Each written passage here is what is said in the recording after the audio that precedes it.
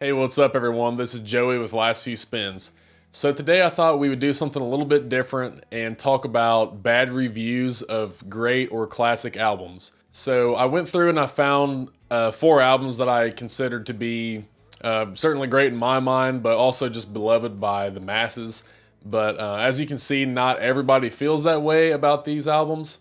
So, basically, what I did was I went to rateyourmusic.com and filtered it through like 1 star reviews. Sometimes I had to go to like 1.5 star reviews because there wouldn't be enough to use from the 1 star category. But regardless, they're still fairly negative, and a lot of these I haven't really like read through them. I just glanced to make sure that it would be something worth talking about.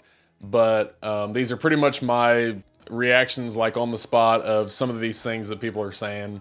I'm sure there's going to be some crazy stuff that we go through, but the first album that we're going to talk about is Pearl Jam's debut album 10. It's certainly one of my favorites, but as you can see, this first user here says, Pearl Jam's music here is every bit as leaden and useless as their awful one-word song titles indicate.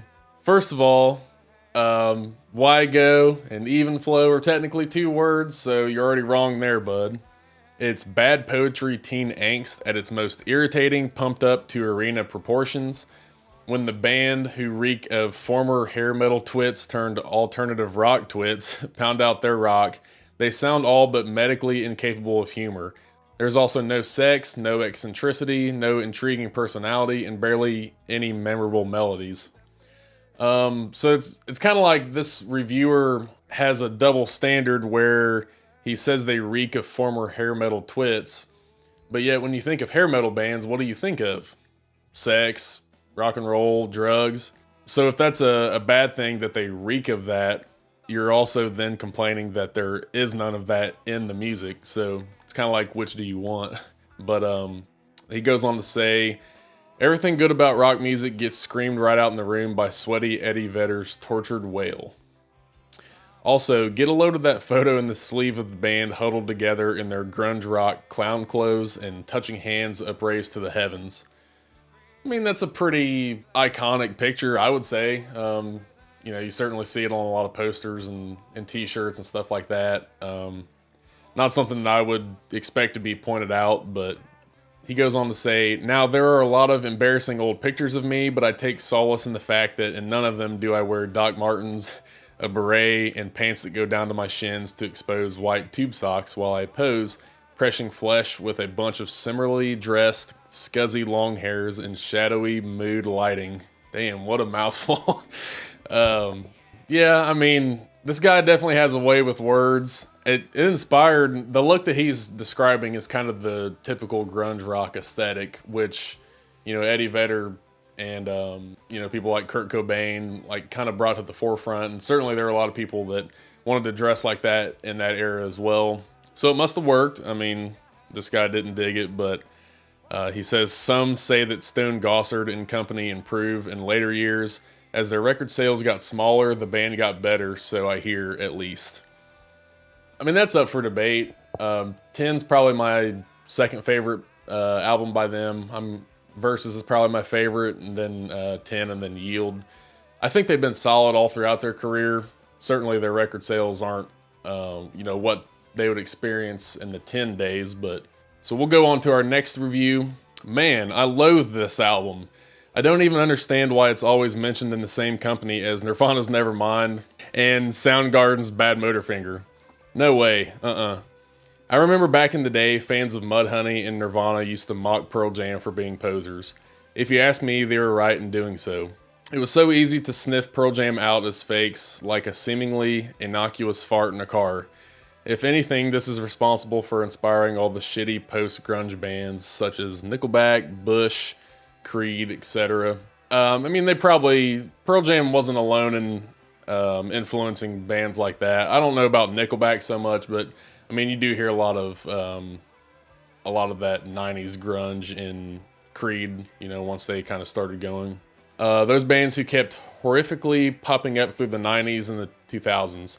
To me, Eddie Vedder's foghorn leghorn vocals are unbearable, and the bassist fashion sense long johns worn underneath cut-off jean shorts is just horrid.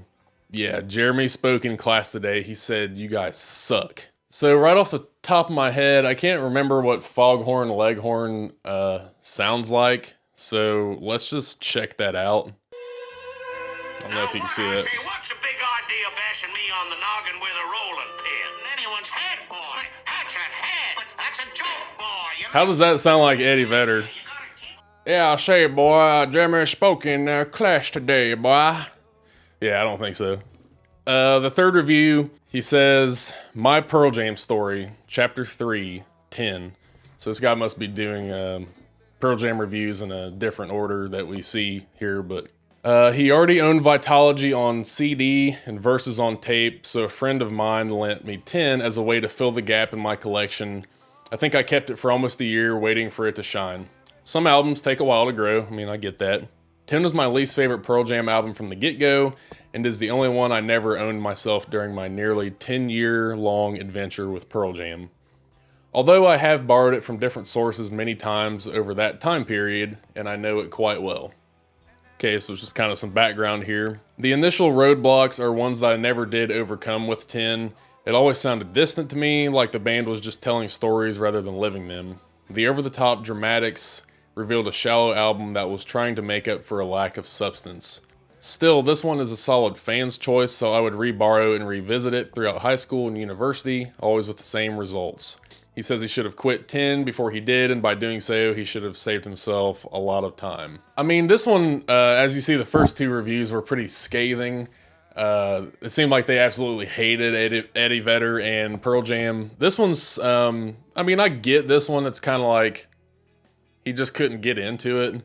Still, this guy in particular gave it a half star. Whatever he described, you know, like just couldn't get into something. That's something I would give like 2.5 stars. You know, I don't know if it's like half star worthy based on this review. The other two people, as much as they hated it, yeah, their star ratings go along with what they were saying without a doubt. This guy, I mean, there's not too much to say about it. Just didn't like it. I get it, you know. So the next album we will be talking about is Prince's Purple Rain that came out in 1984. I think it's a perfect 5-star album myself. A few of these people don't think that, so we'll go through some of these. This guy says, I don't get it. While the album disjointedly skips around different genres, each song is almost unbearably repetitive. The lyrics range from the overly simplistic Purple Rain, to the painfully cringeworthy You, I Would Die For You. I mean, each of those songs have verses that have other lyrics. It's not like he says Purple Rain 5,000 times in a row and doesn't say anything else. I mean, it is like an extended song where you hear some of that, but that's just not looking into it far enough. That seems like the dude listened to like 10 seconds of each song and based his opinion on that. He says, while it was cutting edge for its time, the synthesizer sounds and drum machines now come off as cliched and overdone. So, I wish he would have said like what songs he was talking about in particular with the synths and the drum machines. But you have songs like When Doves Cry, the other, you know, really big song off of there, which pretty much every song is big on Purple Rain. But those drums are, I mean, they're like perfectly produced drums. They're very 80s-y, they're of the time. Don't think it's like a negative part of the album at all, though. This reviewer says, I'm so sick of hearing how great of a guitar player Prince is. If he's such an amazing guitarist, why isn't there any guitar in the mix?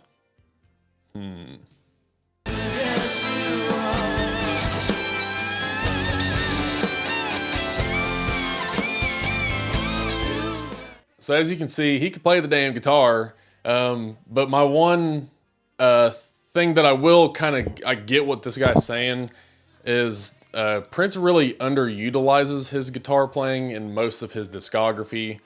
There'll be some albums that, you know, the entire thing, he never touches the guitar, and he's such a good musician in other ways that, you know, obviously we still see that songcraft, but you do miss the guitar in some albums, but still, like, even in Purple Rain in particular, he has a pretty great guitar solo. Our third reviewer says, I hate Prince, I really do. I've given him an honest chance and found about 2 songs I like. After all, he's more of an image than an artist. In fact, he inspired many other artists to do the same thing. So he doesn't just suck, he inspired others' potential talents to do the same. What a waste. Regarding the album, I have to admit that the opener is pretty good, and When Doves Cry is a classic. The rest is just silly to the point of being outright repulsive. I do not recommend this. So, as much as this guy seems to be mad at Prince just for existing, for being a musician, he then says the opener is pretty good, which is Let's Go Crazy, and then When Doves Cry is a classic. So, how are you going to say that the album and Prince sucks, but then like kind of praise a couple different songs? It seems like a counterintuitive approach to this. So the next album we're going to talk about is Dark Side of the Moon by Pink Floyd. Maybe the classic album. It seems like just something that's legendary beyond words, being able to describe how much impact it had on musicians in the 50, 60 years after its release. It still resonates with people. These people don't feel the same way though. This person says, it's impossible to listen to. Radio and stupid spelled wrong, by the way. Pink Floyd fans have made this impossible to hear. It's not really that great. Good for drugs that need to listen to something while they're being used. Just impossible to rate this. Can't help but give it a bad rating because it is like Disneyland or something. So I've never been to Disneyland, but I kind of thought Disneyland was supposed to be good. Weird place to associate something being bad, but avoid this album at nearly all costs. And by that, I mean, of course, do not spend money on it. You can practically breathe this one in. I guess he was, trying to be clever with the one song called Breathe in the album. But I think that's like the point of it, is that you can ingest this album. It's not something that you just casually put on. If you're unfamiliar with it, I think that you're going to like it just from like hearing it in the background. Like, this is an album that you have to sit with and breathe it in. So this guy kind of gets that right in a wrong way, that you can practically breathe this album in. I think that's like completely the point. This next person, shit sandwich. But if you like corporate crap and other multi-million selling but equally boring opuses, then this is for you to give 5 stars. The truth is, and this may hurt some of our masturbator piece loving younger viewers, Dark Side of a Balloon is a very average effing album. Don't be sucked in by its apparent brilliance that may just be Alan Parsons' production. Their production is great. Obviously, I'm not the biggest Pink Floyd fanatic, but for my money, Metal or Piper at the Gates of Dawn are far better albums. No, they're not. Piper at the Gates of Dawn sucks. Musically and in a creative sense. As is the underrated and uneven More, but at least More isn't shit. He's talking about another album from before Dark Side of the Moon titled More, which I thought was awful. I thought that sucked. I thought Adam Hart Mother wasn't very good. Maybe I'll catch some hell in the comments. I don't think early Pink Floyd is very good. Certainly they get going with some absolute classics like Dark Side of the Moon, Wish You Were Here, Animals, etc. But anyway, this guy and I kind of don't see eye to eye on that. He says, I simply don't know what this album is meant to be, while at the same time it was probably the right time for pop chart stardom for these posh boys. Maybe the 40th or 50th or 100th anniversary edition will be better, eh? Repackaged again and again so the greatness can be appreciated by those who obviously don't know any better and probably never will. To give Roger and the lads a few quid to keep going, perhaps to buy an island or something. When a 20-something woman on TV wearing a whoever is cool in the pop world at this moment in time t-shirt tells you this is the best rock album ever made of all time, then something is seriously screwed up. They didn't even bother to put a moon on the cover. How dare they? So now some people think the moon is a prism with a rainbow coming out of its arse. Pass me my medication. I don't think I've ever met anybody that's been like pointed up in the moon. What's that? Because the Pink Floyd Dark Side of the Moon album didn't show me what a moon was. What? No, that's not. This guy, some of this review where he calls it Dark Side of the Balloon, that was sort of funny, but a lot of this misses for sure. Our last review on Pink Floyd. This person says, goes to show you should watch out for the classics. On the Run is laughable 70s camp, whatever that's supposed to mean. I mean, just listen. What a horrible instrumental with keyboard sounds. It's a bad nightmare trapped in a broken arcade making whirring noises. Interesting. Us and Them is the only good song. Probably my favorite song on the album. So I guess we kind of agree with what's the best, even though I think every song is pretty good. He says, but even that one gets boring. It's 3 minutes too long, and say no to the sax solos, please.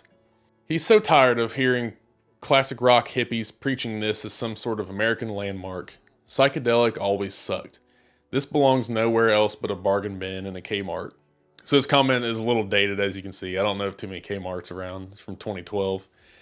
But, I mean, yeah, you do see Dark Side of the Moon in a lot of bargain bins, like at Walmart or whatever. And it's not so much for its quality, it's just for something that was kind of mass-produced and reproduced a lot. Which that's not a bad thing, that maybe it gives somebody a chance to check it out. I mean, in today's world, you can stream anything anyway, but for those people that like to collect CDs, yeah, you can get it at the bargain bin. Why not, you know? Yeah, so those were a few doozies to go over in terms of people's reviews of otherwise great albums. Certainly there were a few times where maybe the person would be like on the right track of their thinking, but maybe they just need to like listen to it again. And then as you can see, others just plain hate that band, hate that album, or those songs. There's probably nothing that would ever change their mind, which that's cool. You know, that's the thing about music, is people have different tastes, and that's something that's really great about it too. But anyway, I really enjoyed making this video. I haven't done much of this where I just react in real time, but you know, perhaps this is something I could do in the future more. But if you enjoyed this content and want to see more from me, please subscribe here to Last Few Spins and like this video so it can be shown in the algorithm to more people. But until then, I want to thank you for watching, and I'll see you next time.